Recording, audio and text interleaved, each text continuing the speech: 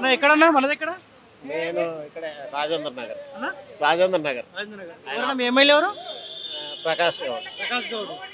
టీడీపీలో ఉండే కదా గతంలో ఆయన. ఆ, ఎట్లా ఉందన్న ఎవరి పరిపాలన బెటర్ అన్న మీ ఇలాంటి వాళ్ళు ఏమంటారు? రేవంత్ రెడ్డి బాగుంది. ఇప్పుడు వీళ్ళందరూ అన్న ఒక్కరు కూడా రేవంత్ రెడ్డి అంటలేరు. లేదు లేదు లేదు, ఆయన దొర, ఈయన లేబర్, ఈయన ప్రజల మనిషి, ఆయన దొర.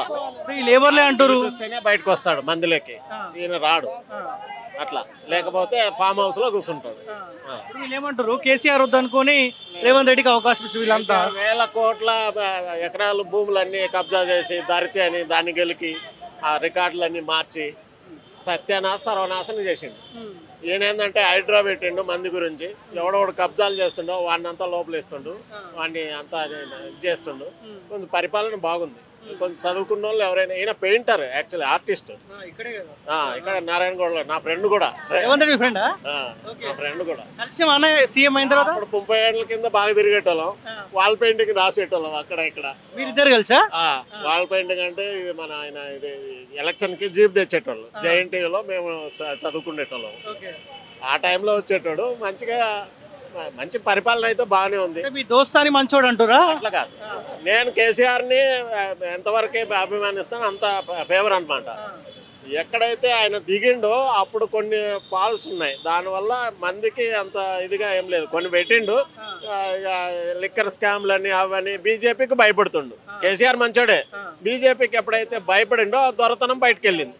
బయటకు వెళ్ళినప్పుడు ఆల్టర్నేటివ్ ఎవరు లీడర్ అని అంటే ఈయన ఎవరికి భయపడతలేడు. బీజేపీని తిడుతుండు, వాళ్ళ దగ్గర పోయి కొట్లాడి పైసలు తెస్తుండు, అన్ని చేస్తుండు. ఫ్రెండ్ అని చెప్పి అట్లా చెప్తారు. మంది గురించి బాగా తిరుగుతుండేనా మీరు రేవంత్ రెడ్డి తోటి? బాగానే బజాజ్ బండి ఏదో ఉండేట అప్పుడు. ఈవెన్ కిషన్ రెడ్డి కూడా వ్యాయామశాలకు వచ్చేటాడు కదా. మేమంతా అప్పుడు ఒకే తీరులో బజరంగ బలి అది ఇది అనుకుంటా తిరిగేటోళ్ళం.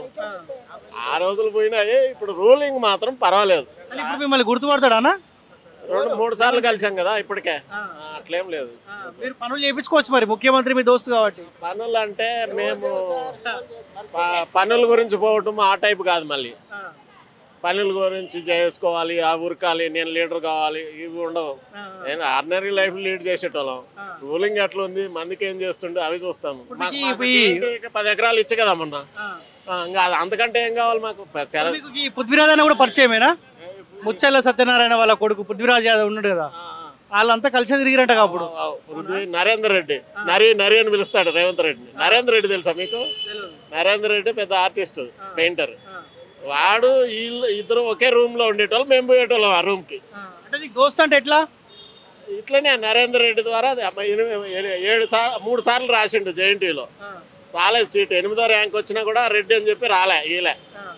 దానివల్ల అట్లా పరిచయం అయ్యిండు. నువ్వు ఏమని పిలుస్తావే? అన్న అంటావా, తమ్ముడు అంటావా, రారాపుర కొడతావా, సార్ అంటావా రేవంత్ రెడ్డిని? ముఖ్యమంత్రి హోదాలో ఉండేటోళ్ళని పట్టుకొని మంది గురించి ఇప్పుడు పర్సనల్ గా పోయి మాట్లాడడం కదా. 4-5 ఎప్పుడు ఉంటానే ఉంటారు. అప్పుడేమంటుండే?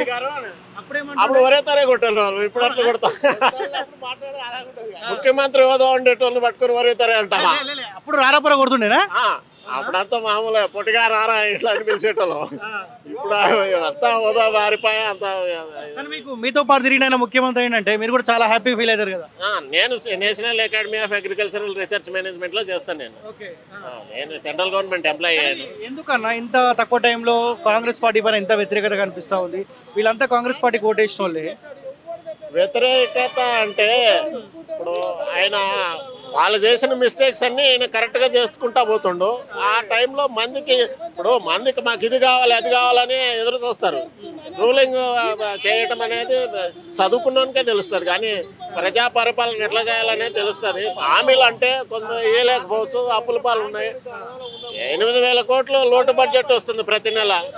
ఉచిత బస్సు పెట్టాడు. అవన్నీ కూడా ఇప్పుడు ముస్లిమ్స్ అయితే ఎక్కటోళ్ళు కాదు, బస్సులు ఆటోల్లోనే పోయేటోళ్ళు. ఇప్పుడు ముస్లిమ్స్ అందరూ లేడీస్ అందరూ బస్సు ఎక్కుతున్నారు. అట్లా ఉంది. అది రూలింగ్ కష్టం చేయాలంటే. దాని మీదనే ఆయన కొట్లాడి చేస్తున్నాడు. కొన్ని చేస్తున్నాడు, కొన్ని చేస్తలేడు. ఆయన కాడే చేస్తుండు. అట్లా అని చెప్పాడు మంచోడు కాదంటే చేయలేదు, మాకేమీ లేదు. ఎవరైనా కానీ ఇప్పుడు నేను ఏమంటున్నా, పబ్లిక్ ఇంత లోతుగా ఆలోచించారు కదా. 100 రోజులలో 6 గ్యారెంటీ అమలు చేస్తా అని చెప్పిండు, చేయట్లే కదా. వద్దు రేవంత్ రెడ్డి అంటారు, అంతే కదా. వీళ్ళు మాట్లాడుతున్నప్పుడు తప్పేం లేదు కదా. పోతే మందికి ఎవడు చేశాడో ఎవడు మంచి చేశాడో వాడే గెలుస్తాడు. ఇప్పుడు నేనే అదే చెప్తున్నా. ఇప్పుడు మంది చేసి రూలింగ్ బాగుందంటే వస్తాడు, లేదంటే పోతాడు. ఆ చేసినవి గుర్తుపెట్టుకునేటోళ్ళు కొంతమంది ఉంటారు, గుర్తుపెట్టిన వాళ్ళు ఉండరు. అట్లా మొన్న కరెంటు బిల్లులు కాడి నుంచి ఓల్డ్ సిటీలో చాలా 30,000 కోట్లు ఉన్నాయి. 30,000 కోట్లు 3,000 కోట్లు ఉన్నాయి. కరెంటు బిల్లులు అవన్నిటిని అక్కడ పోయి అడుగుతున్నారు. ఇప్పుడు అంతకుముందు ఓల్డ్ సిటీ టచ్ చేసేటోళ్ళే లేరు. ఇప్పుడు కరెంటు బిల్లు కడుతున్నారు వాళ్ళు. మరి అట్లాంటివన్నీ రెవెన్యూనే కదా అదే. నేను కట్టను కరెంటు బిల్లు అని చెప్పి మీటర్ చేసుకొని లాగి వాడిని ఇష్టం వచ్చినట్లు వచ్చి కొట్టి పంపించి కరెంటు వసూలు చేయను. ఇప్పుడు అవన్నీ లేవు అక్కడ. అట్లా ఉన్నాయి. Thank you.